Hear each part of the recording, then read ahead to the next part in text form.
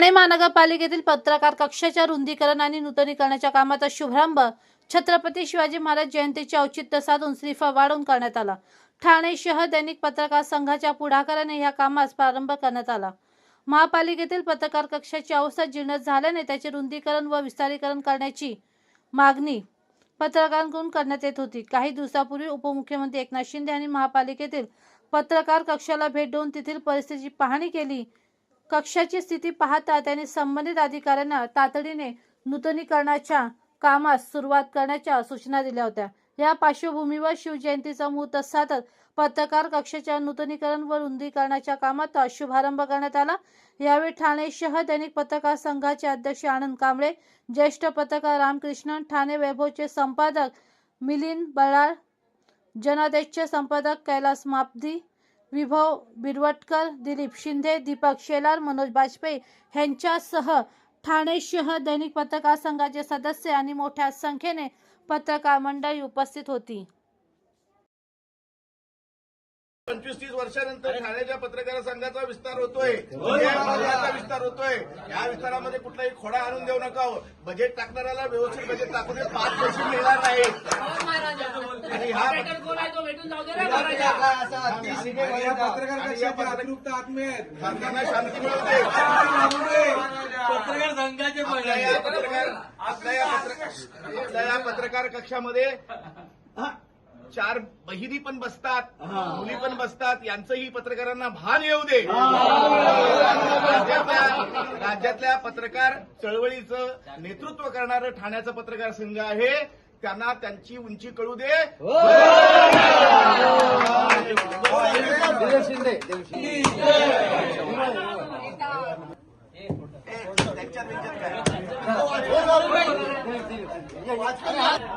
गणपती बाप्पा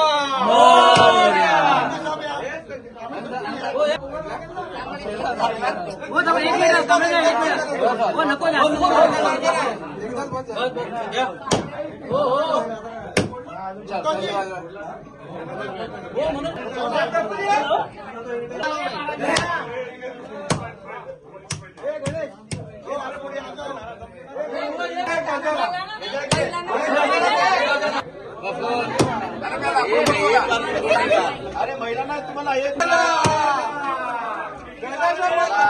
मनाला शांती या ना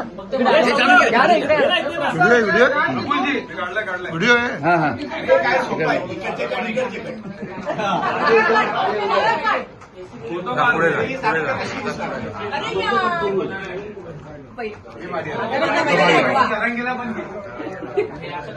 जरांगी आला का? जरांगीला घे इथे।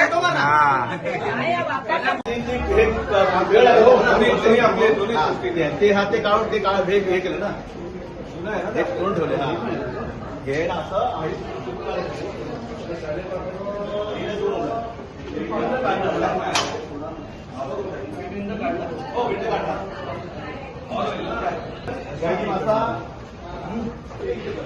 मधल्या टेबलला हे येते आणि ह्या इथे पेंट्री असतात आणि त्या ओपन काढले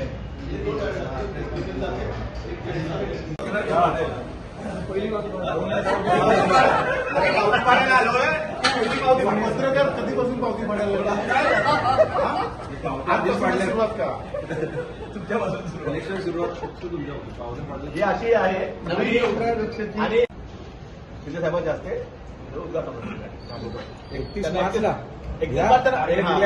31 मार्च त्यांना टाइम दिलाय, सांगितलं हा मागे पुढे होऊ शकतो। आम्ही तर सांगितलं 1 मेला करा म्हणून।